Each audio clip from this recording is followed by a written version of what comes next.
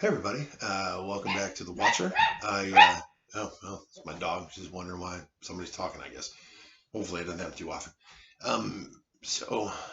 Welcome back to the Watcher. I know that I haven't been around for a while. I've been kind of gelling on the election and coming to terms with it a lot too. 72 million people voting for an open bigot is hit me pretty hard. I don't know how many of you know about my background, but I'm a born son of the South, and my whole family, they're GOPers for life. And I had to come to thinking about how they got to where they got to even rationalize how so many people voted for Trump. But that's not what we're here to talk about. And I do apologize for being gone so long. I kind of have a crisis of confidence about this too. Um, I have a friend who encourages me to do this pretty often, and he's good for it too. I mean, he's good. He's good for it because realistically, I should be doing it more often.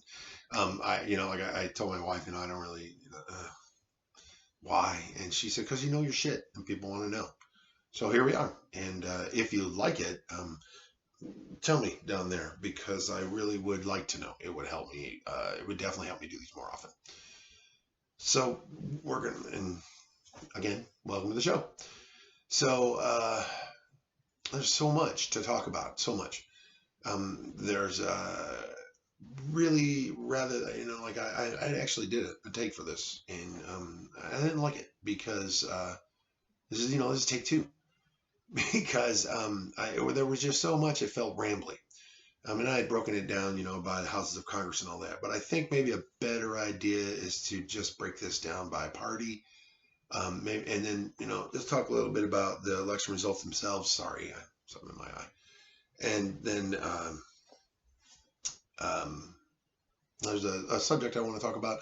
A lot of people talk about what are they going to do when Trump's gone, like on Twitter mostly. What are they going to do when Trump's gone, And, well, of course, you're going to fight for democracy because, that's your job. But there was a lot of expectations of a large Biden win of some major changes that I really didn't expect to happen. And we're going to talk about why at the end of this, because no matter what I talk about here, it is the most important thing going on in our nation. And we're going to close with it because it's going to become a recurring theme, especially given that the party that I voted for is going to hold not only the presidency, but the House and possibly by a very slim margin the Senate, which I don't think is probable. We're going to get into that. So first, I want to talk a little bit about where the Democratic Party is, and given the results of the election, and of course we don't know. First, I'd like to say that finger pointing at this point in an election is usually counterproductive. You don't really know why races are lost until you can find out why. And it takes as much as 6 months after an election to figure out why any particular politician lost. They'll do studies and stuff to figure it out. Hopefully to be better. As far as the House goes for the Dems, while I hoped that they would pull the 12 points that polls showed, we're going to talk about polls too. I really did. And it was, if you remember when I talked about the election, if 64 million people showed up, that's probably what would have happened. But 64 million people didn't show up. So they ended up losing 5 seats, which is not really the end of the world, given that they had more gains in 2018 since Watergate, the largest congressional House gains since Watergate. That is a majority that's hard to hold on to. And not that, it was like this huge majority or something, but given the pretty even split right now, party-wise in the country, it's pretty reasonable to expect that they would have lost some seats. Unfortunately, that didn't teach the Republicans any lessons, but we'll go into that. The big problem with what happened on the Democratic side was this is yet another redistricting year, and there were 0 gains in state houses. And while that is an uphill battle because of the 2010 redistricting, it's incumbent upon you, a party, to figure out how to get around that. And I don't think they did a very good job of that. Now, we're basically have the same leadership that failed at that. So I'm not real sure what the future of the party is going to be long term. But I can tell you that short term, given the same party leadership, and I'm not just talking about Pelosi. I'm talking about the DCCC and the Senate Campaign Committee and all that stuff. They're not getting their jobs. I mean, they're just not getting them. They're not doing them right because the minor gains aren't doing it, especially against an anti-democratic party. If the other party is, as they're openly showing right now, pretty much against democracy, they don't care what the will of the voters is, then, you have to make huge gains. You have to win overwhelmingly, and you have to do it over and over and over again to show them that they have to change. And that's not what happened in this election, unfortunately. So, where the Democrats are right now is in a very bad spot, and as expected, there's a lot of infighting, and there's a lot of finger pointing, and we're going to have to see how that works out. A lot of people are blaming the left, and a lot of the left is blaming the center, and that's to be expected after basically a loss. Even though Joe Biden won the presidency, the Democrats yet again suffered from a dearth of activism on the state level that would have enabled them to take state legislative houses that they should have. Michigan, more than a few votes went to Biden's win, and they should have picked up a House seat or two or something. I'm just using that as an example. I don't know exactly what Michigan's state house outcome was. I guess that makes me unprepared, but I've been gelling on this national level. I'm a bit of a victim of Newt Gingrich, and it's all national to me, I suppose. But it's not. It's not. I mean, your state governments have far more impact on your daily life than any national government does.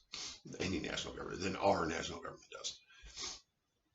So as far as the Dems go, they're in some trouble. They're in some real trouble, and they better figure it out, or in 4 years, it's gonna be probably bad. Maybe it depends on how the Biden presidency works out. It's irresponsible to disconnect a party from the party's leader, and Biden is now the party leader, which would be more. The question is it a continuation of the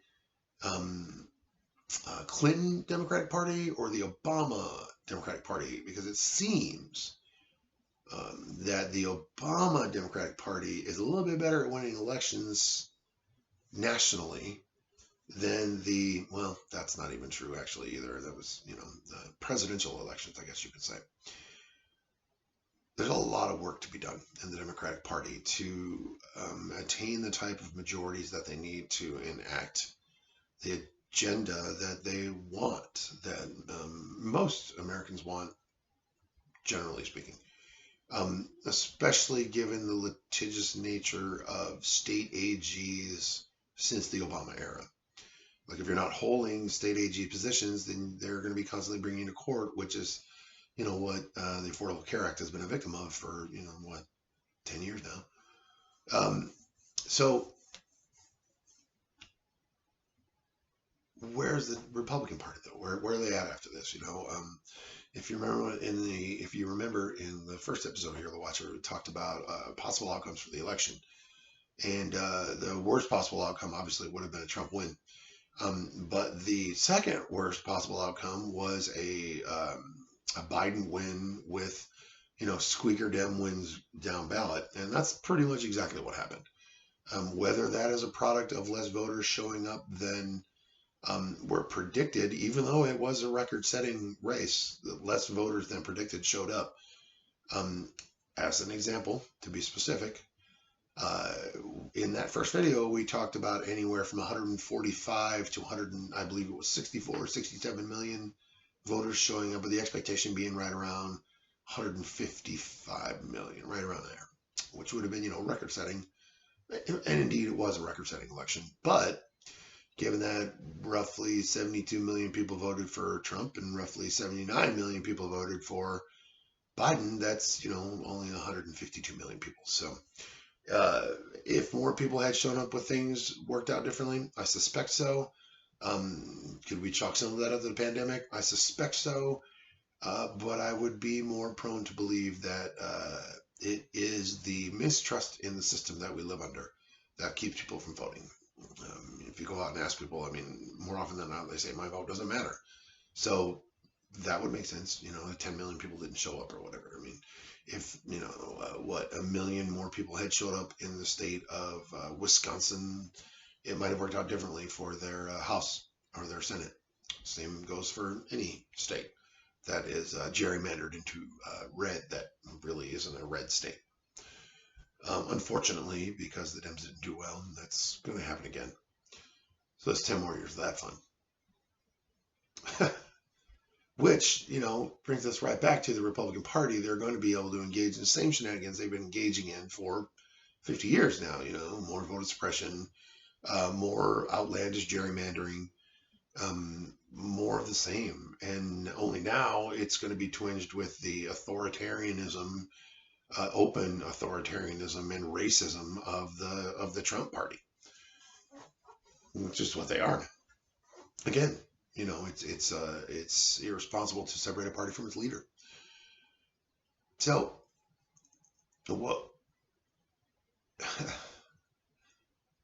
Really, the Republicans are the Senate now. They are, and I appreciate that there is a chance of that not being true through Georgia, but I don't find that probable. One thing, the aforementioned voter turnout, and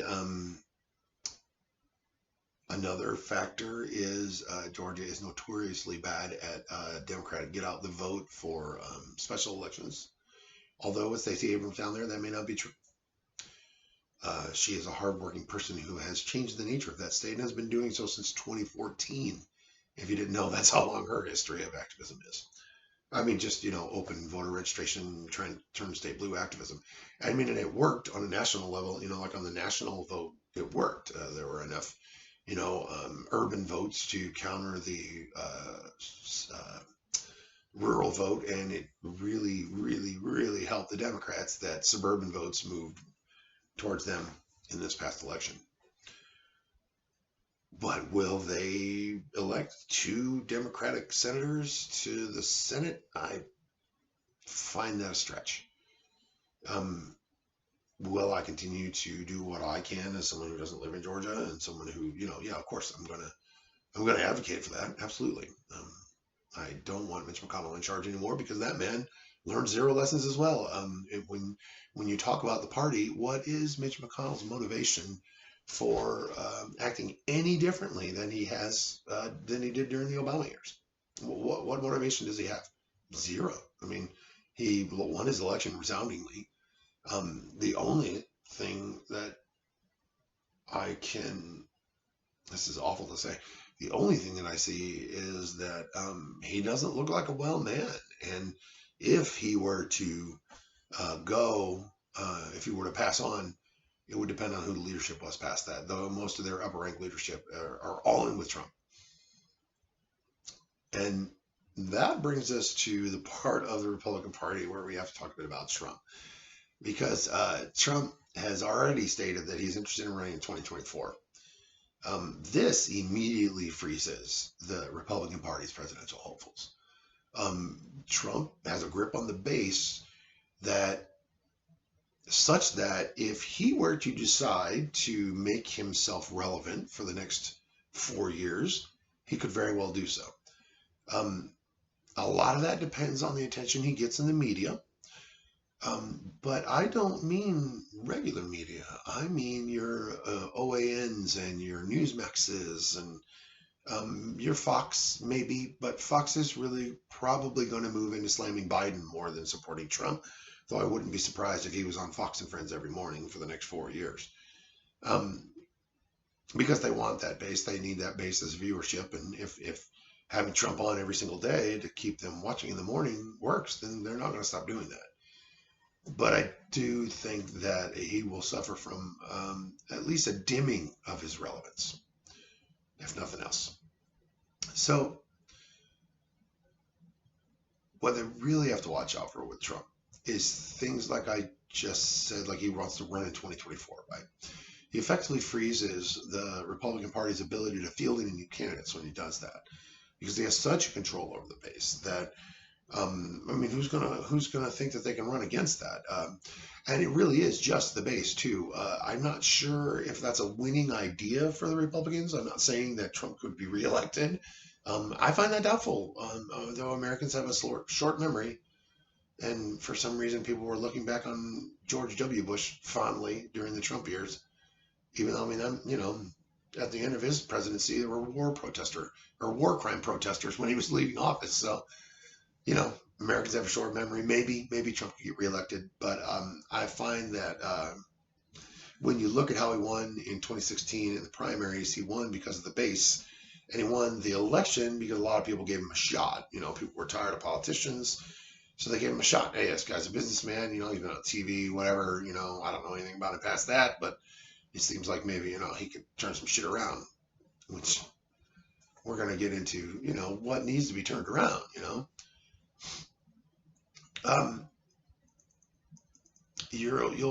If Trump does maintain some sort of relevance, it will be with down ballot races. Like he'll put his hat in the ring for House races. Like he'll continue to back Jim Jordan or any of his most loyal people. Like when Nunes is up, you can bet that Trump, if he's still relevant, will be maybe even make a commercial for him. You never know if they pay him. He's talking about doing rallies for 4 years, but who's going to pay for that? He's not going to pay for that. And he's talking about maybe charging for rallies, but I don't know if he's charging for rallies. That's the weirdest political base I've ever seen. Is it doable? Sure. Yeah, probably. It'd still be the weirdest political base I've ever seen. It would cause a reimagining of what the base is, I suppose, if nothing else for the Republicans. But really, there were no lessons learned on their side, and that's a problem. If you and where they are, without a major, where the Republicans are, like without a major drubbing rather at the polls, they really, there's no motivation for them to change who they are, and it's a self-defeating philosophy as it is. Like that's not that's not the appropriate term. Where we are with Trump is the logical end of conservative philosophy. Given your philosophy is for less government, then you eventually end up with just a few ruling elites. It staggers me that there are people in the party who don't see that. Party leaders and thinkers, smart people, who don't see that, because in the conservative mind, the regular people are referred to, like you and me, were referred to as rabble. And I mean, like, sure, maybe that was the vernacular of the day, but that's still a disdain upon the electorate, which it's exactly what we're seeing with Trump trying to overturn these election results, is a disdain upon the electorate. You are not able to govern yourselves. You need me to do it, which is a core philosophy of conservatism. They just don't seem to realize it. They keep saying they want less government, and that's cool. They do, but the less government that there is, the more government has to infringe upon your daily lives in an obvious fashion, rather than in the background, which would be, what a more liberal, I don't want to use the word activist government because I don't think that's appropriate. Rational government might do, I suppose. I don't know if that's the right word either, but it feels more rational. So there's no lesson learned there, and we're going to keep dealing with it. There's zero motivation for Mitch McConnell to act any differently than he did during the Obama years. So unless Georgia pulls a twofer, it's going to stay the same, which oddly might be okay, if only when you think about the final subject of this particular episode, which is all right. We'll start from a bit of an explainer on that one. There were some expectations that if the Democratic Party swept in a wave, or a tsunami, that things would change fast, that we would suddenly have, a Green New Deal type legislation going, and that we would have more voting rights legislation going, and maybe even take DC and Puerto Rico in as states, And some of those things I see possible. I could see DC or at the very least Puerto Rico becoming states. Although Puerto Rico they have to be okay with that. It's not just like, hey, you're a state. I mean, they have to be cool with it too. And I don't know enough about politics in Puerto Rico to know if they would be cool with that or not. As someone who was very surprised that Scotland opted to not leave the crown, um, I would hesitate to make a prediction of what Puerto Rico might do if statehood was offered to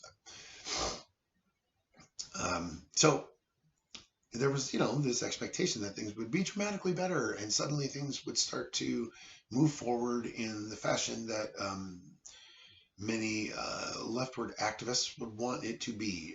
And I use the term activist broadly. I mean, not like, out on the street kind of people, but, just people who like to speak out about it. I mean, if you are a kind of person who likes to tell other people, how you think politics should be, you could sometimes be rated as an activist. Although, maybe not. I mean, active is a physical thing. So that wasn't going to happen. It just wasn't going to happen. And because there's a deeper poison in our system than just the two-party system. The two-party system worked for a long time, and something spoiled that. And it wasn't Trump, it wasn't George W. Bush, it wasn't even Reagan, really. I mean, even though as much as I despise Reagan, it wasn't even Reagan, although Reagan has a lot to do with why people hate the system. It wasn't Reagan who, poisoned the system itself. I mean, he made deals with Democrats. He, argued in good faith generally when it came to legislation. Again, really, seriously, old school punk rocker, no Reagan, But since the 60s, generally, when corporations really started to amass a lot of power, our government has been systematically bought. And I pause there for a reason, because the fact that our government is bought is the single largest issue facing the American public today. It is impossible for your average American citizen to get anything they would like done. And we need things done. We need infrastructure. There are power systems from the 50s in this country still. There are roads you can't drive on. Our grandparents gave us this amazing, amazing gift of infrastructure, and we've abused it and we've destroyed it, and we need it. We need it back. Business does better. People do better. You can visit your relatives, and there's no hidden tax for the poor because their cars are always, bad alignment because of all the potholes, and suddenly you're paying for that twice a year, and you can barely afford your apartment, but boy, you sure better, get your car fixed so you can get to work. And it just, perpetuates the cycle of poverty and the inequality. And, the income inequality that we have is because our government is bought, because whatever legislation comes down the pipe always, always, always favors moneyed interests. And whether that is the CEO of a corporation in particular, a bank in particular, a private business in particular, or even the most important people of a particular organization, like take Wayne LaPierre of the NRA. I mean, yeah, donor money, but the system that was put into place enabled him to take advantage of that kind of thing. The legislation over the years written has enabled organizations like that to take outsized roles in how our society works. And an excellent way to illustrate how bought our government is from a book from, I want to say it was written in 2011, maybe 2012, maybe a little bit later.